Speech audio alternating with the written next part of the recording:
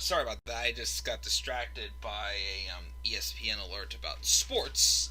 In case you guys were interested, before I get started with this review, Governor Doug Ducey said professional sports in Arizona, including MLB, NBA, NHL, and NFL, can resume without fans on Saturday. Okay, whatever. Alright, so guys, what is going on? How y'all doing tonight? This is the Club of the Man 1993. I'm here live for my live review of last night's edition of Monday Night Raw. Again, with Raw ending at 11 o'clock, Monday being the beginning of the week, on a whole different schedule right now for work, I decided to just wait till today to review Raw. So of course, I took a little nap to refresh myself, but,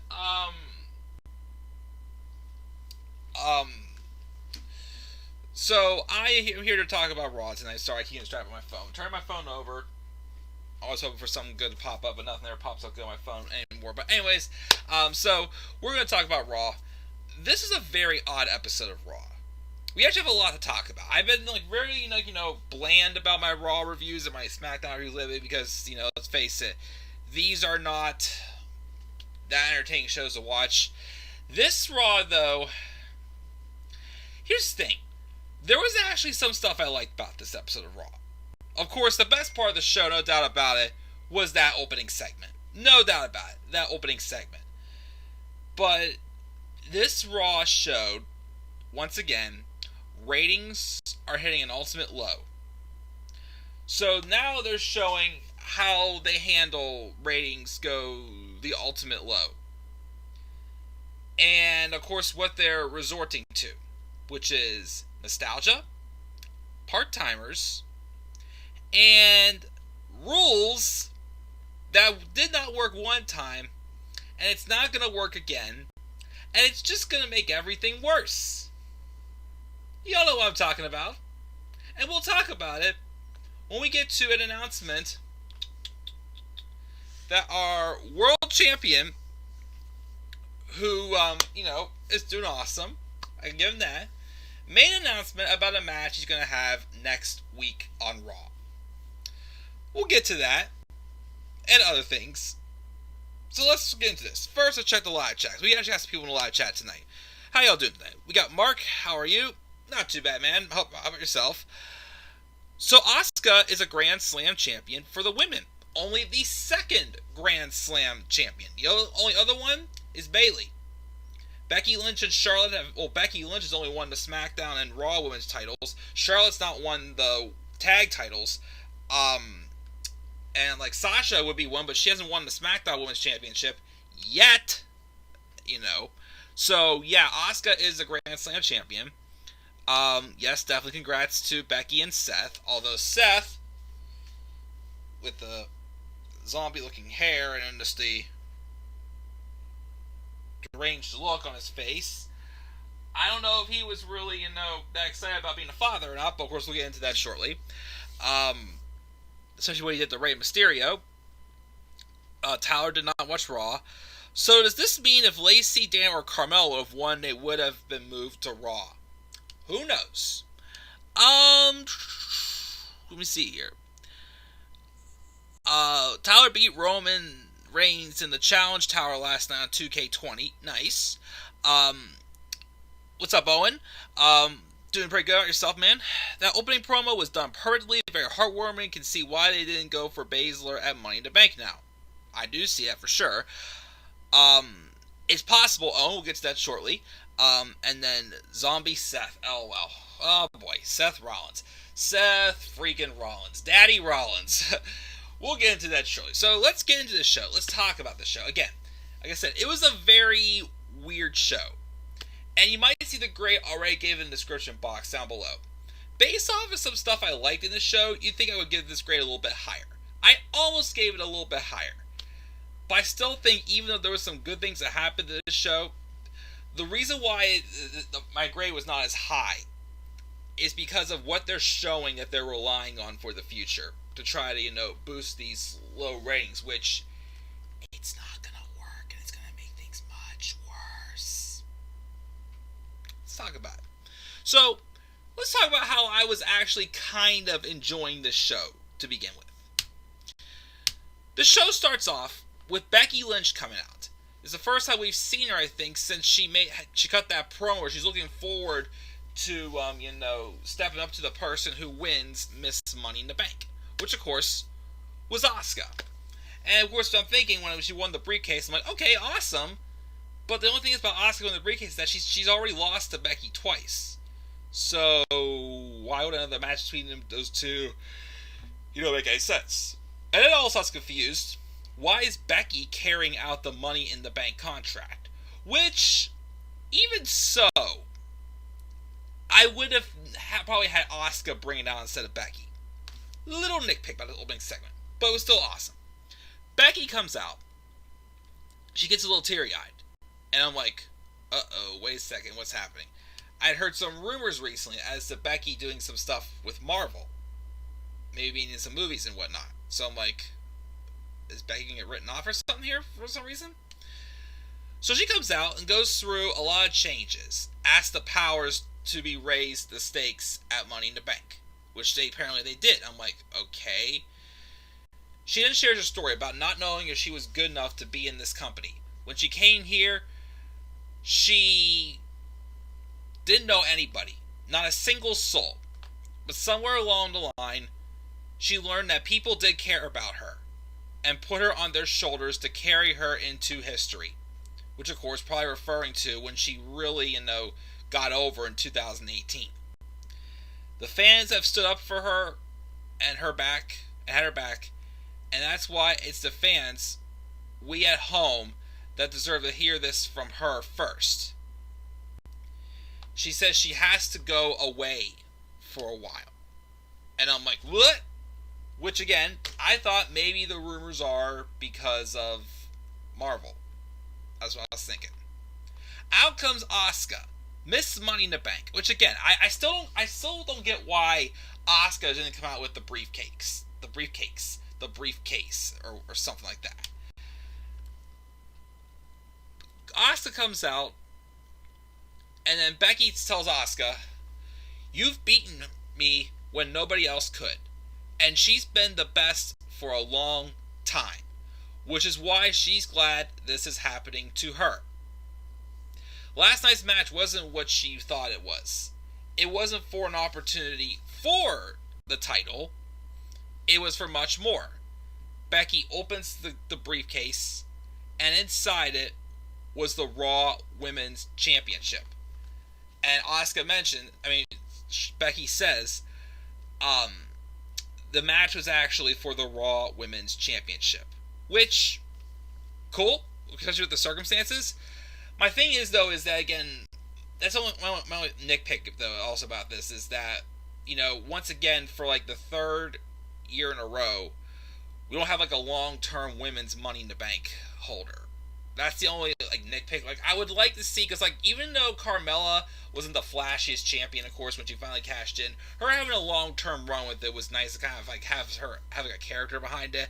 I kind of want, we haven't had that, that long-term Money in the Bank holder, where it actually felt like having the briefcase for long-term benefited someone. But, again, don't want to be too picky here. That's just a little nitpick I'm going to get. We're going to pick at much more at this show. So, but anyways, Asuka is in disbelief, because the title is now hers. She grabs the title and celebrates it, dancing around and whatnot. And then Becky then tells her, "Go be a warrior, because I'm going to go be a mother." And Asuka, who's supposed to be a heel, gets all excited, like, "Congratulations!" And then they hug it out and whatnot. It was a very, tearful goodbye. And then, Asuka leaves the new champ to celebrate. And as she's walking out, of course, she turns to the camera and said, "I'm going to miss you guys." And there was, a couple backstage moments where you saw one with her and Vince. And then you see her, getting congratulated for, all, the baby faces and whatnot, like Ricochet, Street Profits, Rey Mysterio, Cedric Alexander, R-Truth, several people congratulating Becky as Becky Lynch is pregnant. I'm not sure when she's due or how long she's been pregnant for. Probably not too long. But yeah, the man is becoming a mom. Seth Rollins and Becky Lynch got started a little early before they got married, but okay, not gonna go there. That's their choice, of course. I respect that. But But I definitely am very excited for Becky for sure. I mean, think about it. The past couple of years has been some of the best times of her life. Maybe some tough times, of course, as well. She finally got over organically. Even the fans spoke up when they tried to make her a heel. And it's like, okay, you can make Becky a badass, but you're not going to make us hate her. And she became a babyface because of us. She got to have that WrestleMania moment, even though the storyline got overproduced, and she definitely ran out of, stuff to do as Raw Women's Champion. Becky was still literally the best. Becky became a true hot act that we as fans pushed for. It's pretty much another Daniel Bryan story, somewhat, for Becky Lynch getting to the top. She was just stuck in wilderness for the longest time. They weren't giving her a chance to just be the true star she could be. And when she finally did, she knocked it out of the ballpark and became one of the biggest things. She did not just get handed that main event spot at WrestleMania 35. She didn't just get handed winning both those titles. She earned them. And even though, like I said before, even though she definitely, ran out of stuff to do, she beat everyone as Raw Women's Champion, she most definitely deserves the long reign she got. If she did not get pregnant, I don't know who it would have been she would have dropped the title to. I thought it should have been Shayna Baszler at WrestleMania. I thought maybe Ronda Rousey was going to come back and take the title off of Becky. But Becky deserves a break. I mean, even after she would drop the title, I'd say she should still take a break. Because, I love Becky, but she did everything. She beat everyone. Well, she have a few with Nia Jax, and whatnot. But the thing about all she accomplished as Raw Women's Champion, she deserves this break. And she deserves a chance for the... I've never met Becky Lynch, but a lot of people have nothing but great things to say about her. She seems like a really sweet woman. Someone who's really, heartwarming and motherly and emotional and whatnot. She'd be a great mother. And I'm really happy for her and Seth. And I really hope she cherishes this time off. Definitely recharges. I don't know if she'll be able to do any acting in Marvel or whatnot since she's pregnant or whatnot. I mean, she probably could do some easy roles. I mean, heck, I didn't know until I went to the Christmas Story house last summer that the lady who played Miss Shields in A Christmas Story was 8 months pregnant whenever they filmed the movie. But Becky probably could do some stuff like that to keep her busy while she's pregnant. As far as when she comes back, I'm not sure. And who knows? Maybe Becky won't come back. I mean, if she doesn't come back, that's her decision. I mean, I think she definitely, stapled her legacy for sure these past 2 years. If she does come back, though, I would say maybe not until after WrestleMania next year, maybe. I'd say is the earliest for her, because it's May, June, July, August, September, October, November, December, January, February. She may be, like almost like a month or two pregnant, because usually I feel like that's when people should find out when they're pregnant. I'm not sure when, but maybe, probably, I guess I said, maybe Becky will be back like the night after WrestleMania, if she does come back, which I still hope she does. I think she is going to. I'm just saying, if, she decides, just to be a mom and just take a break from wrestling even after she gives birth to a child, go right ahead. She deserves it. She earns it. Would I like to see Becky back in the ring? Absolutely. But I also believe that Becky deserves to have a little break as well. Because she's definitely at her highest note. And even once she's not champion anymore, what's she going to do to keep her credibility? And if taking a break, after, having a great run as Raw Women's Champion is the way to do so, fine. And Asuka being champ? Fine by me for sure. I don't know yet for sure where they're going to go with her, though, as champion. I mean, I kind of get this inkling she's turning face. I'm not sure if it is for sure or not. We'll have to wait and see. But it's possible. But I think she's going to do good as champion. I mean, yeah, I said it about her when she became SmackDown Women's Champion. But it kind of came after, at a time where she kind of was reduced to obscurity and wasn't really, booked the strongest until she got into the title picture for TLC in 2018. And then she just abruptly got her wheels cut off for WrestleMania 35. But I do feel, even though I keep saying those women's tag titles were pointless, I do think they definitely benefited her. They definitely didn't do much for Kairi, but they definitely benefited Asuka.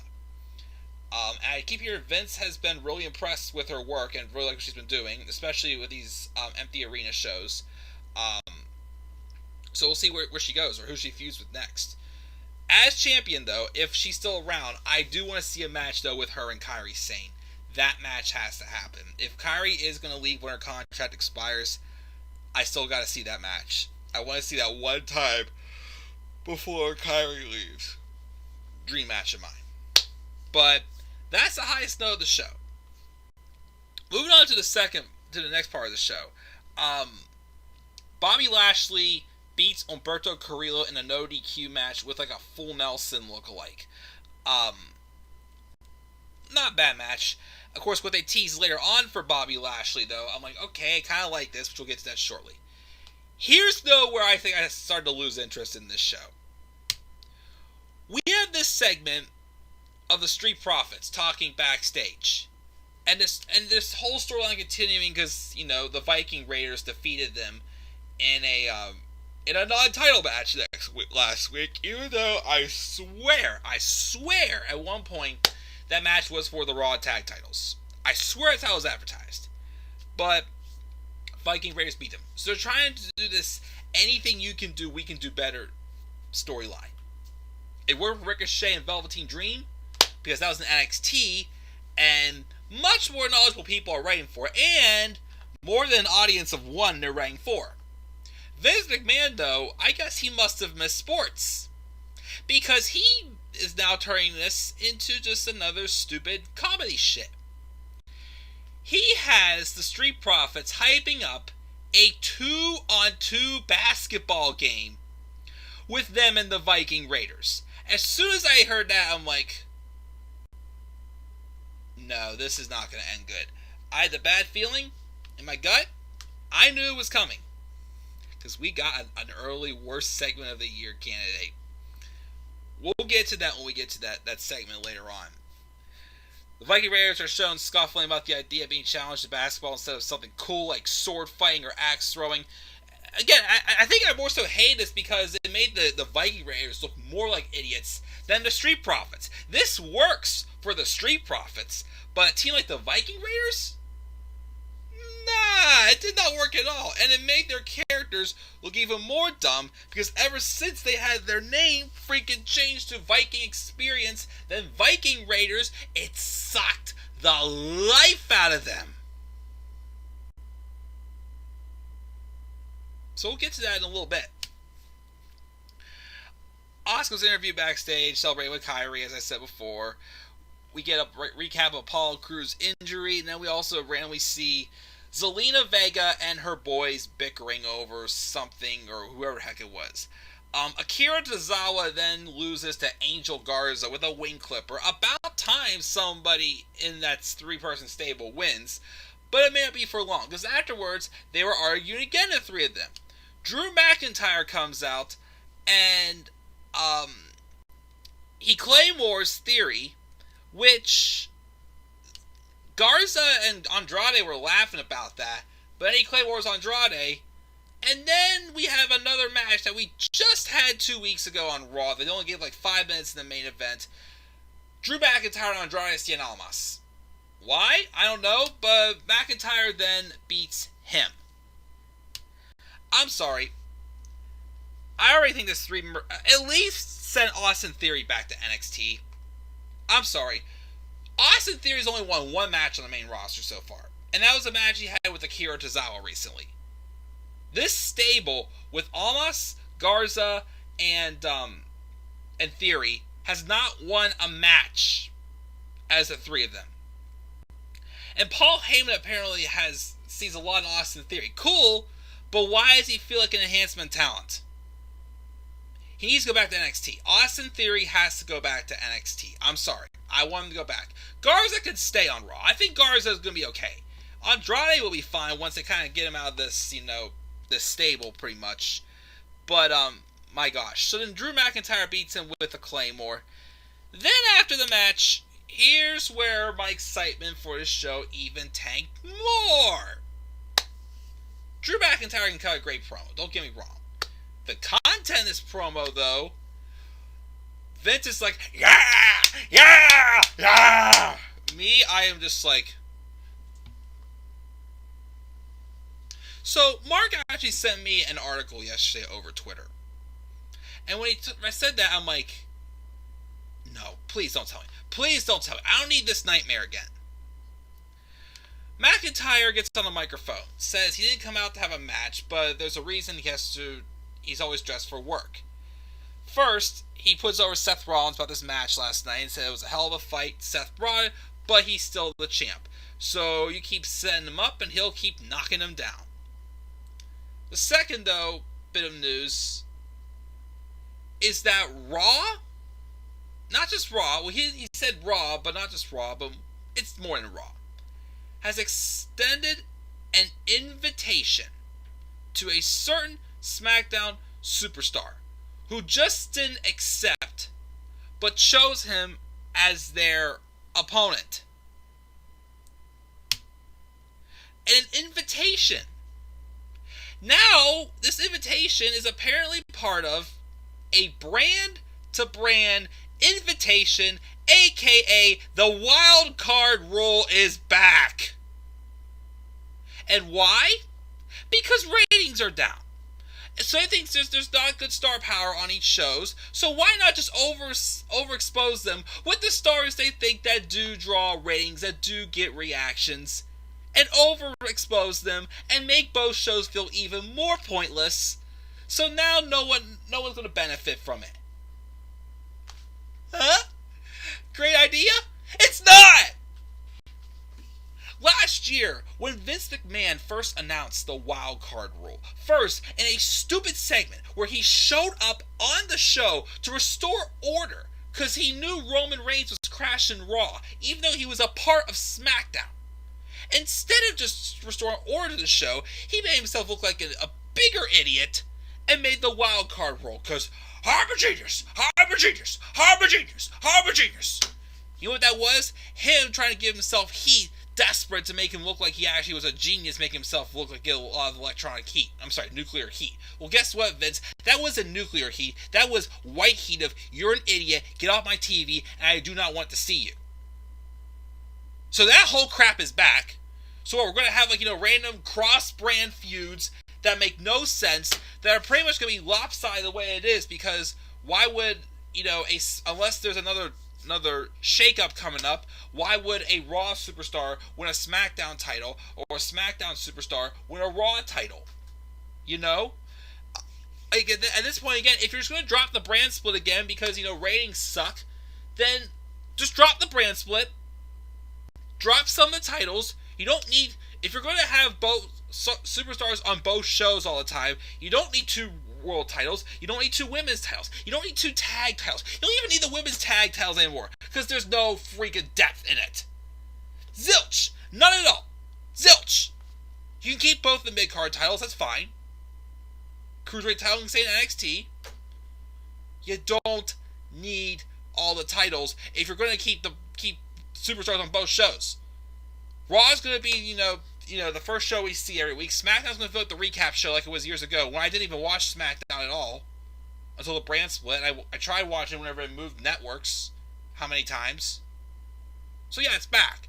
But anyways, get back to this big announcement. Here's also why this brand split does not, this brand to brand invitation is not going to work, because once again, what's the big deal about a superstar on Raw coming over to SmackDown when these two have collided before or whatnot? Or if it's someone that, it's not that exciting, because this match is not that exciting because of who it involves. Next week, so Drew McIntyre says there's a few things you can guarantee in life: death, taxes, and every single planet Earth hates this guy. As soon as he said that, it's no surprise who it is, because next week, Drew McIntyre is going to take on Baron Corbin. The man that Vince McMahon says, oh, he is hated so much, so he is excellent, an excellent heel. No, he is not. He's a heel that we want off our TV. MJF is an amazing heel in AEW. He's a heel we want to see on our TV. You want to know why? Because we actually want to see him get his ass kicked. Baron Corbin's a heel that's like, we don't take him seriously because we know he can be beaten like every single week. He's never going to win a world title unless Vince actually gives it and does it, but it's not going to work because they made him from being an unstoppable buster to a freaking pussy. I'm sorry, that's all he is. He's a wimp. He's a coward. He's a scaredy cat. You're being mean to me. I deserve another match. You're being a big old mayday. That's what Baron Corbin is. A guy who I was high on 3 years ago. Super high on him. Had huge expectations for him in 2017. Flushed him down the toilet. Made him into a main event player that I hate. Baron Corbin does not get nuclear heat. So he gets white heat. Freaking you don't even see him on his TV. So him coming over to Raw for a brand-to-brand invitation match with the world champion Drew McIntyre. You expect that to draw ratings. Oh, but they hate Baron Corbin. They want to see him get his ass kicked. We know Baron Corbin can get his ass kicked. So why do we give a shit about this match? Zilch. If it was like, I don't know, Drew McIntyre and Daniel Bryan or something like that, maybe. Or like Drew McIntyre and, gosh, who's even the bigger name on SmackDown right now? I mean, it would make sense for, Black to want to go to SmackDown to take on Corbin because, FYI, he threw him off a roof last night, yet we're supposed to be selling the fact he got thrown off a roof, yet they show up next day and say, oh, he landed on, just like a crash pad or in a second story landing or whatnot. And just basically made the match feel like the whole bump was just whole pointless and stuff, and it did nothing to either him or Rey Mysterio. Just had to get that out there real quick. That makes sense, but no. The wild card rule's back. They'll call it the brand. No, it's not the wild card rule. It's a brand to brand invitation. There's no freaking difference. And you're going to suck the life out of your shows more. You're going to make me hate them more. You're going to make me feel like an idiot for even watching this crap. Yeah, I still do. You're writing your own funeral, WWE. I'm sorry. And, Drew McIntyre versus Baron Corbin. Yeah, I don't care about that match. I'm sorry, I don't. I really don't. I don't. There's my rant about that. Oh, and of course, well then, here's where I like something, except for one thing in this segment. MVP was backstage, talking to Bobby Lashley, and asking him what he's doing, fighting Carrillo, when fools from SmackDown are coming to fight the WWE Champion.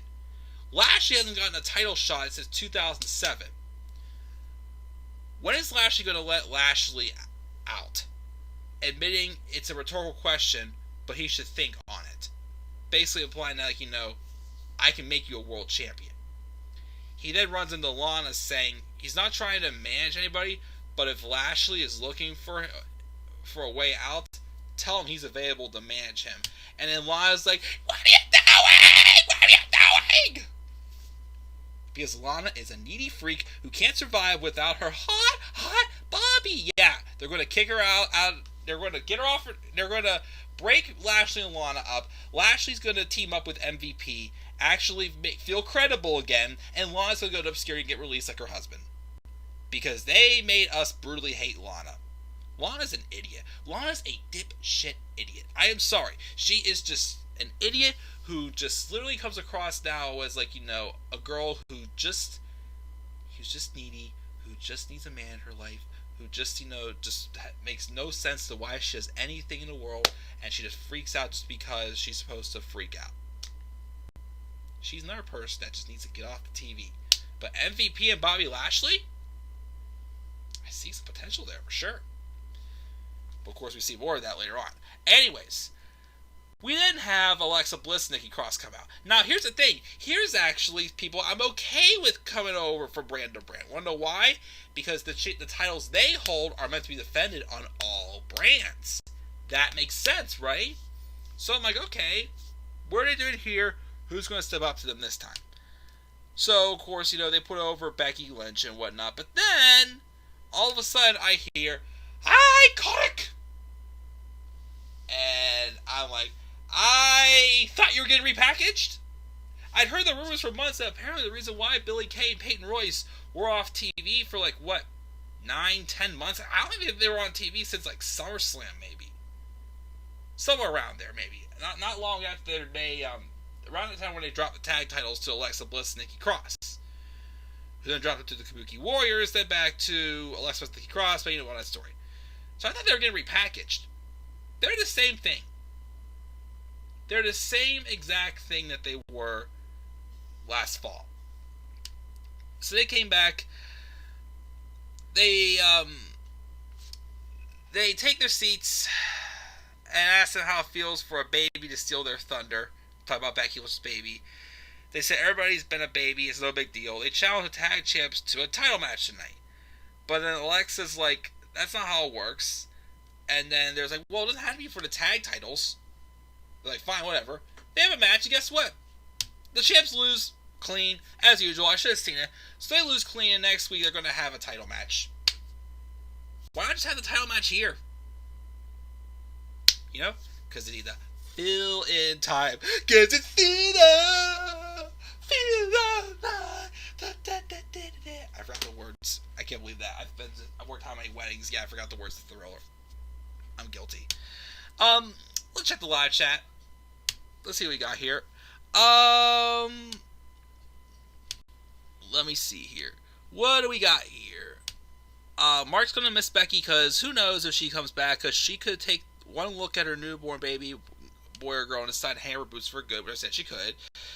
Those Money in the Bank matches were a clusterfuck. I mean, they weren't horrible, but I definitely didn't think they were as good as I hoped for.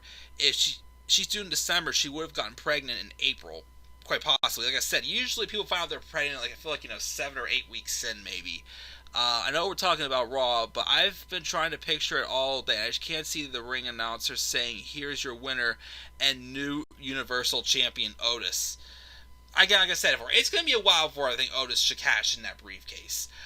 Zombie Seth should be in bumping the night on 2K20. Nice. Please no wild card rule, and don't give Jinder another main event push. Oh, it's coming. It's coming. Baron Foreskin, nice. Screw the wild card rule. And as Tyler says in the live chat, sell time.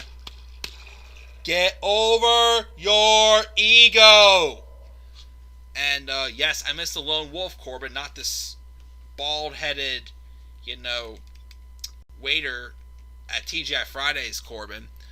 I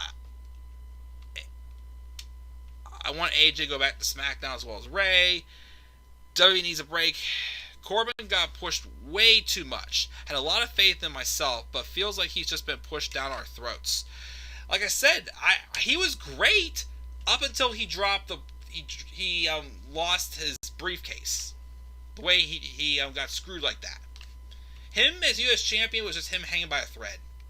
And then he goes over the Raw, and he becomes Constable Corbin, like I said before. He literally becomes, they're being a big old meanie to me. Again, has nothing to back up his statement make it true. I mean, I'll be real. I was fine with him being the one to throw Black and Ray off the roof until it meant nothing because they showed up the next night on Raw and wrestled like they were fine. But, Corbin does nothing like that cool, make him look like a monster. Look legitimately like he's a monster. Like the same Corbin who attacked Nakamura during his entrance at Money in the Bank in 2017.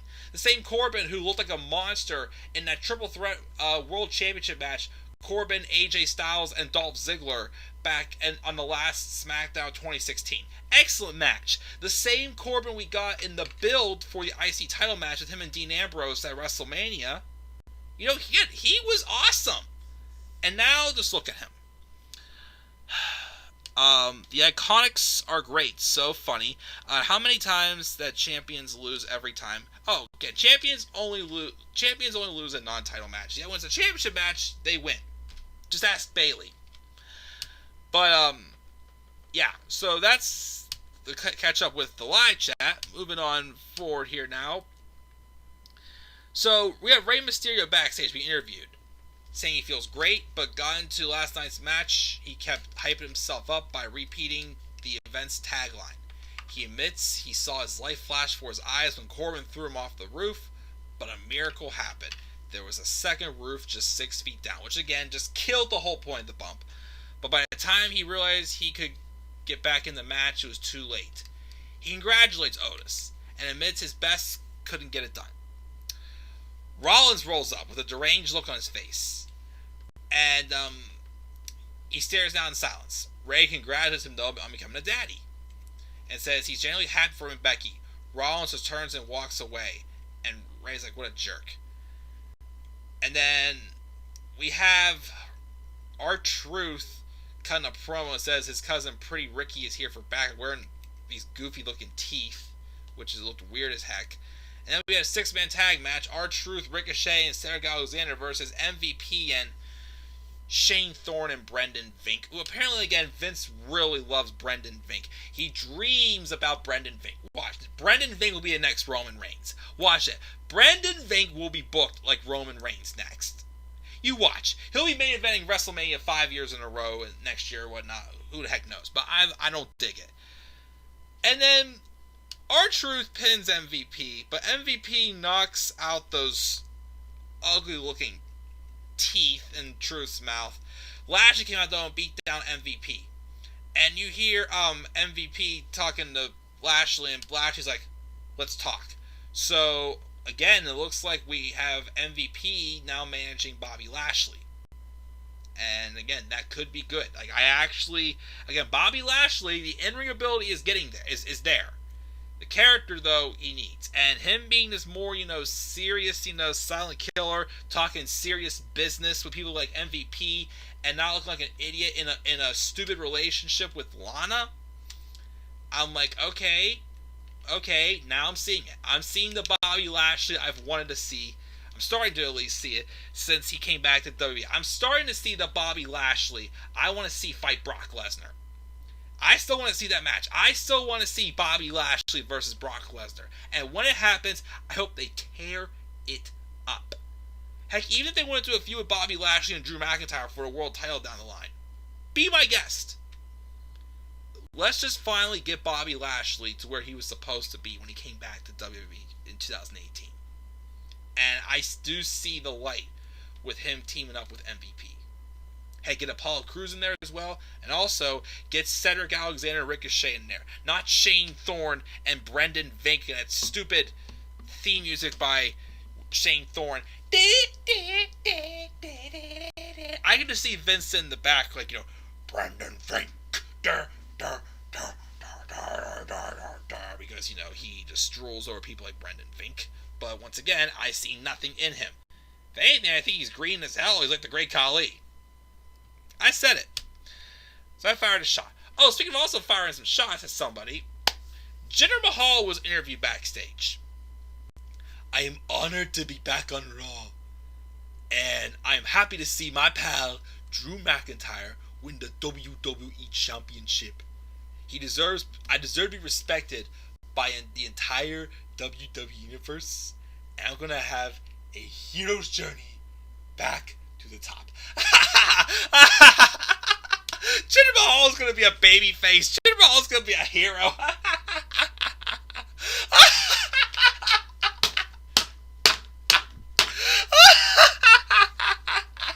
No, not buy into it. It's obvious it's gonna set up for it, either at Backlash or at Extreme Rules. If Drew McIntyre is not facing Bobby Lashley, Drew McIntyre is facing Jinder Mahal. It's happening, guys. It's gonna happen. My thing is just get it over with. Don't do it at SummerSlam. But all I say, don't have Drew McIntyre drop the title to Jinder Mahal. I'm fine with Bobby Lashley. I'm fine with AJ Styles. I'm fine with Aleister Black even. Even if he fights Edge, I'm fine with that. I'm fine with most of the people on Raw. Not Brendan Vink, and definitely not Jinder Mahal. Okay? Understand that? We went through what we did back in 2017 just for Jinder Mahal to lose to Triple H on a tour in India that was meant for him. We're not doing that again. 2017 was not a good year. Well, for WWE, but for me in general, 2017 was not a good year, especially when it wrapped up, right when Jinder Mahal dropped the championship. I'm not going to go there again. But Jinder Mahal does not need to be feuding for the world title again. Okay, Vince? You understand? Okay. Hope we're on the same page here. Okay. Anyways, AJ Styles apparently watched a preview for Undertaker's Last Ride Chapter 1, which I saw, and he got mad and threw the popcorn and at the TV and whatnot, so I don't know why they're doing this. Anyways, but then we have Shayna Baszler backstage. Asked about Becky. She asked how stupid you have to be to get knocked up when you're champion, and that 10 out of 10 mothers will try and convince you that pregnancy didn't ruin their careers. And you're trying to tell her that Becky Lynch is going to throw away the longest reign in the Raw Women's Championship history for some parasite. The kid's gonna suck. You know who the father is, right? She rests her case. Firing the shot there because Shayna Baszler actually knows how to get good heat. We have a match with Aleister Black and Rey Mysterio taking on Buddy Murphy and zombie deranged Seth Rollins, who just stood in the corner, didn't even put his hand out to tag for Murphy to tag him in. Just stood in the corner like this whole match. What's this look like? I'm about to become a daddy. My future wife is not here anymore. I don't know what the hell to do in my life. But he had this like deranged look on his face this whole match. So it was basically a 2-on-1 handicap match. Rollins didn't get involved until Ray was in the corner and he bumped Seth. Ray then goes for a 619 on Murphy. Rollins gets in the way. And the referee calls for the bell and calls for a disqualification.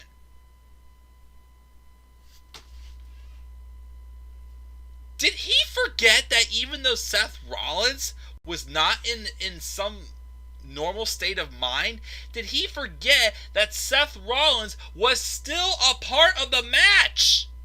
How is him catching Rey Mysterio with a 619, a person who is involved in the match, was not the legal man, yet involved in the match, a disqualification? You might as well make any time tag teams break up, a pin. That's disqualification now. Huh? Does that make any sense? Huh? That made no sense, once again. But what happened after the match was kind of unique, because Rollins just snapped and went haywire. He took out Black, but then he went after Ray, beat the crap out of Ray, and then took Ray's head, grabbed it, and shoved his eye into the corner of the steel steps. And he's just screaming, "It's not because of you, Ray! It's not because of you, Ray!" And basically, Ray got a bloody eye. Backstage afterwards, Omega's looking at Ray when Rollins rolls up with Murphy. And Rollins says, "I don't know what happened out there." But then Aleister Black, who should have been attacking Seth Rollins, for some reason goes and attacks Buddy Murphy, which you'd think he should be attacking Seth. But I guess we're doing a Seth Rollins and Rey Mysterio feud now. Okay, we'll see how that goes. Then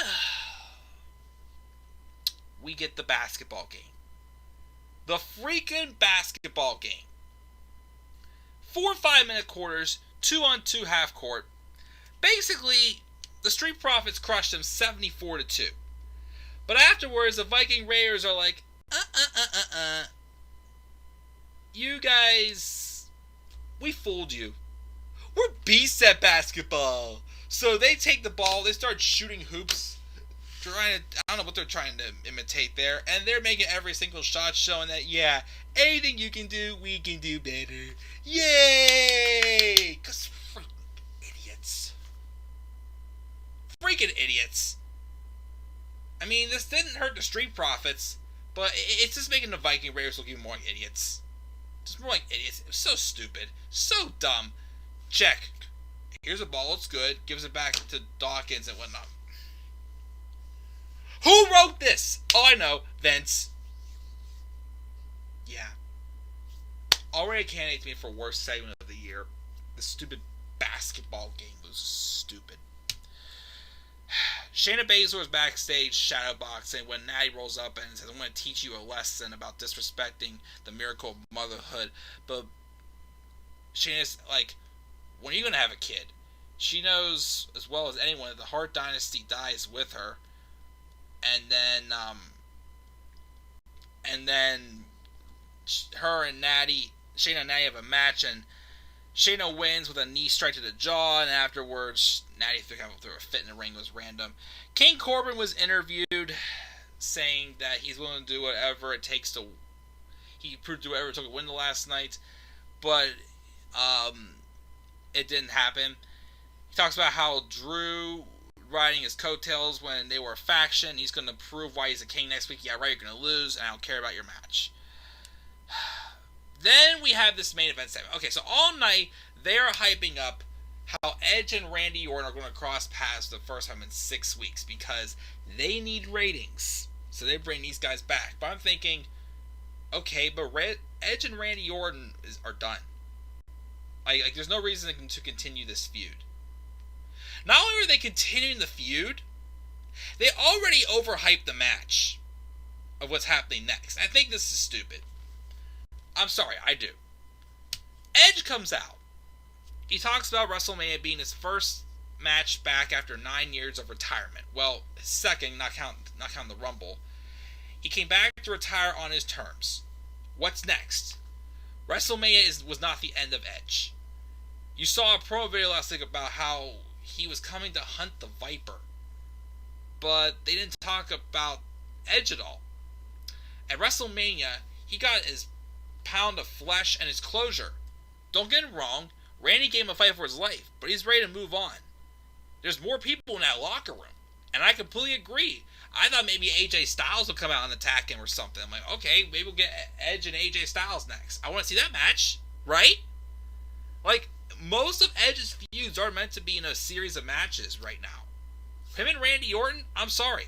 I mean, yes, I know some people didn't like the match in Mania. Yes, it was a little too long. I thought it was good. I liked it. But there's no need for another match with Edge and Randy Orton at all. I thought maybe they were going to tease Radar KO getting back together. Obviously, Edge still showed a soft side for Orton at the end of that last man standing match. But out comes Orton. He gets in the ring and says he came out here to say one thing. He congratulates Edge, and at WrestleMania, the better man won. He goes to leave, and I'm like, okay, maybe he'll leave, and maybe AJ will come out and attack him or something. Nope, Orton's like, psych! He comes back in the ring, and says, the better man won, but the better wrestler didn't. And, where's that? I'm sorry. He came out here with the idea that they could be friends again. But he can't lie to himself. That's not happening. Edge was hiding behind 29 other superstars at the Rumble. And then he picked the rules for WrestleMania to suit himself. 9 years, almost a decade, it's a long time. And in Orton's opinion, those two matches aren't traditional wrestling matches. Even though, once again, Edge has competed in some more grueling and gruesome matches where at any point, he could have just pinned someone to win, for sure, obviously. How many spears he'd used in his matches so far. It's been 2011 since Edge has actually wrestled. And he doesn't think he has it in him anymore. He's known Edge for a long time. He knows that look. The doubt in his eyes. Apparently Edge is doubting he can actually wrestle a regular wrestling match. Yet he can survive 40 minutes of a last man standing match. And almost a half hour in a Royal Rumble match. But Edge has got grit and passion. That's what brought him back to the dance. If all of his grit doesn't come close to comparing to his natural ability, and passion isn't going to knock the ring rust off. No chance in hell that his grit and passion will help him now. He thinks the story writes itself. That is, if Edge has the guts, at Backlash, it'll be Edge versus Orton in a straight-up wrestling match. And Edge just stands there like he seriously believes he can't survive an actual wrestling match. Are you kidding me? Are you kidding me? Like, I don't think this feud needs to continue. What's the story here? Edge pretty much survived, like, a last man standing match. Basically, at any point, if it wasn't last man standing, Edge could have pinned him. I'm sorry. I don't buy this. I don't want to see Edge and Orton again. They did their match at Mania. I was fine with it. Give Edge somebody else. Give him and AJ. Do him and AJ at WrestleMania at Backlash. Why him and Orton again? And this idea that Edge is doubting in his mind that he can do an actual wrestling match kills me. It kills me. Like, all you gotta do is get down and pin someone instead of throw them over the ropes and just incapacitate them. I'm sorry. I don't buy it. And then worst of all, going back to WWE overhyping everything, Charlie Caruso gets back in the ring and says, and I quote, the tagline of this match, that'll probably be the main event of Backlash. This was a pure Vince line. This was definitely a pure Vince line. If Edge accepts, this will be the greatest wrestling match of all time. I am not joking. Charlie Caruso said this will be the greatest wrestling match of all time. So now, this match has to be the greatest wrestling match of all time, or else people are going to shit on it. You know, there's already a bunch of people who didn't like their match at WrestleMania 36. I still personally liked it. I mean, it went a little long. I thought I told the story and did what it needed to do, though. Yeah, there was some little nitpicks in it, I'll say about it, but I still liked it. But Edge and Randy Orton, as great as they are, they're not going to top off The Rock and Austin. They're not going to top off, HBK and Undertaker, or HBK and Triple H, or some recent ones, Gargano and Ciampa, or Styles and Cena. It could be a really good match. It's not going to be the greatest match of all time. I don't buy it. I don't buy it. And I still think that Edge should have moved on to someone else. This should be like Edge and AJ Styles. If Seth Rollins was going to be feuding with Rey Mysterio, do Seth Rollins and Edge. Or have Bobby Lashley feud with Edge or something like that to kind of give him a momentum booster again or something. Something else. But this was just obviously just to draw ratings. That's all it is. And I'm sorry. I mean, I'm glad Edge is back.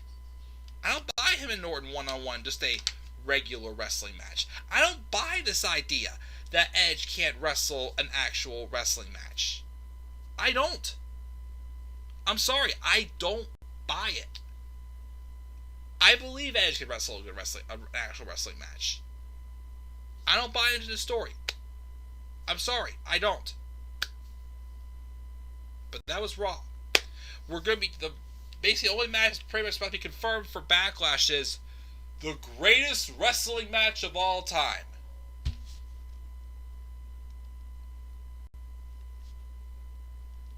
You're literally setting yourself for your own funeral, WWE. And that's Raw. And because of all these decisions made on the show, I mean, yes, there were some things I liked. Becky, announcing her pregnancy. Asuka becoming champion. The stuff with Bobby Lashley and MVP. Shayna Baszler had some decent stuff in there as well. Seth Rollins. There was some good stuff on this show. But because the way they presented this show, with overhyping a match, saying it's the greatest wrestling match of all time, the return of the wild card rule, basically, the stupid stuff with the Street Profits and whatnot, the way that they're going about to try to boost ratings again, unacceptable. And this is a very harsh grade for a show that actually had some stuff in there I enjoyed, but I give the show a D+. D+. I'm going to give it like a C- or a C. I'll give it a D+ because I just do not like how they're setting up things for the future. Sorry. Just my opinion. Check the live chat before I go off the air. Let me see here. Let me see where we got. I think we were here. Really hope we get Lashley versus Lesnar. Same here. If it's a match Lesnar wants, it'll be great. He's a brilliant worker when he wants to be. Oh, for sure, definitely. Just see some of his matches with like him and Seth, or him and Bryan, or him and AJ. Jinder does suck. He wasn't on Raw yesterday, but do you think, given the flashback of Money in the Bank, that we might be getting Styles versus Taker again at SummerSlam? I don't know. We'll see. I doubt it, but I'm not sure. Feels like we see Ray without his mask quite often, which is true. Why has Kevin Owens just disappeared? He disappeared because apparently he has an ankle injury, but I don't think he's going to be out for too long, I don't think. Referee was due for calling a DQ, WWE, WCW. I really don't have an interest in another Edge versus Orton match. So many great potential opponents for Edge. Why do they do the same thing again? Again, ratings. Though Orton is a great heel promo. Yes, he is. Mania rematch at Backlash. Give us Edge and Seth. Yes, and Mark gave Raw a C. Okay? Fair game there, guys. That's going to do it, guys. That's going to do it for my live review of Raw. Mark gave it a C. I gave the D+. Owens needs a heel turn. Tyler thinks... I think he still has bound him as a babyface, but that's your opinion. That's completely fine. That's going to do it, guys. I'm going to do my next part of my Harry Potter and the Goblet of Fire Let's Play. I need to track my package, see when my Deathly Hallows Part 2 PC game has arrived, so I'll finally have all of them available, since I was literally going nuts trying to get it to work when I was downloading it off the internet, and it was not, so I'm just buying the PC game for it, but, you know, that's it to come. I'll get some Backlash card predictions out soon as well, and, guys, that's going to do it for tonight. What are your thoughts on Raw this week? Slap a like on the video, subscribe or comment on my channel, follow me on Twitter at DemandAirBarney3. That, guys, I will see you all later. Have a great rest of your night. I'll probably see you Thursday, because tomorrow's the Survivor season finale. So I'll probably be back here maybe sometime Thursday to review Dynamite and NXT. We'll see. So until then, guys, have a great night. I will see you all later. Peace out, everybody.